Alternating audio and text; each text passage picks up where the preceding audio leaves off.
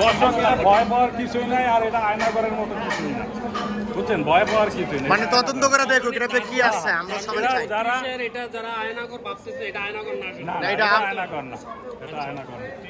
তারপরও আমার নাম মোহাম্মদ রায়হান সরদার। তারপরে কি বলতে চাইছিলাম যে তারপরও দেখা গেছে যে আপনার এই যে বলতেছে যে পানির নিচে কিছু আছে বা কি, এটা একটা দেখা দেবে ওখানে একটা লিফটের স্প্রিং বসে, একটা ধাপ করার পর একটা স্প্রিং বসে, এই জন্য ওই গ্যাপটা করা। ওখানে একটা লিফটের স্প্রিং, একটা লিফটটা যখন ঠেকে তখন ওই স্প্রিং এর পরে বসে লিফটটাই।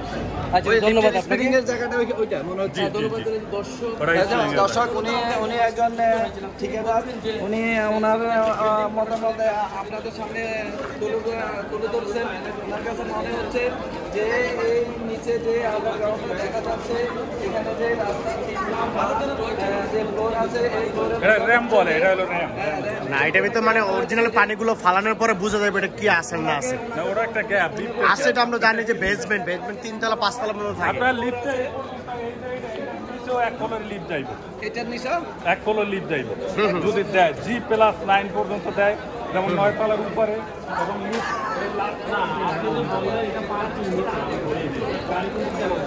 গাড়ির দিক দিয়ে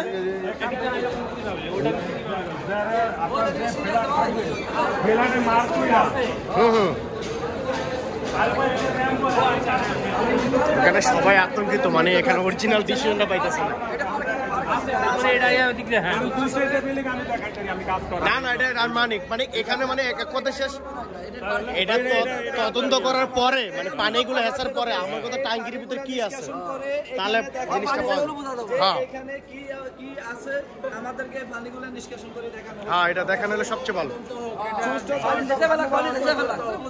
কি মনে হচ্ছে এটা সুস্থ তদন্ত করে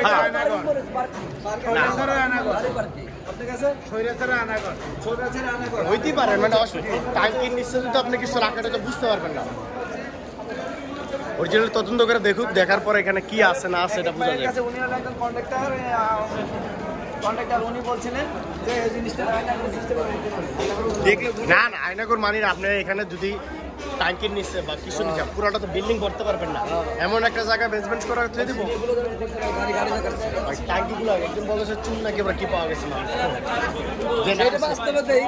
না দেখা পর্যন্ত বলা যাবে না। আমরা চাই যে এটা সঠিক তদন্ত হোক ভাই।